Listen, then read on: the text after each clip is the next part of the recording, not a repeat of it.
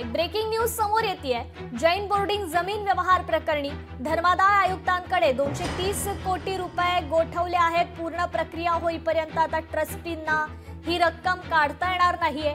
धर्मादाय आयुक्तांनी हे निर्देश दिलेले आहेत। व्यवहार रद्द झाला तर गोखलेंना पैसे परत मिळण्याची शक्यता आहे। मात्र धर्मादाय आयुक्तांनी या पैशाला आता स्थगिती दिलेली आहे।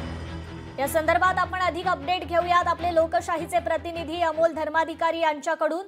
अमोल, खरं तर आणखी एक ही मोठी बातमी समोर येतेय। धर्मादाय आयुक्तांकडे 230 कोटी रुपये आता गोठवले गेलेले आहेत। पूर्ण प्रक्रिया होईपर्यंत ट्रस्टींना ही रक्कम काढता येणार नाहीये।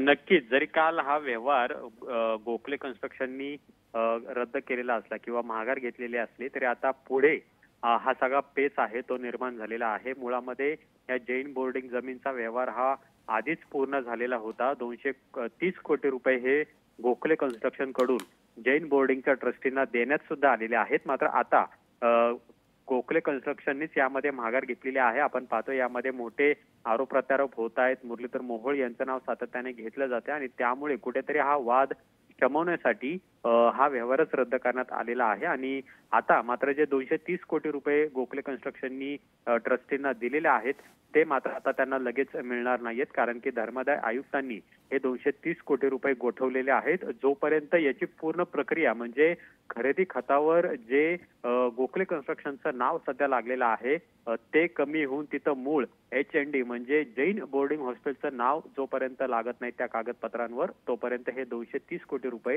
ट्रस्टींना काढता येणार नाही। आणि त्यामुळे ही प्रक्रिया सुद्धा आता किती वेळ चालते हे पाहणं महत्त्वाचं असेल।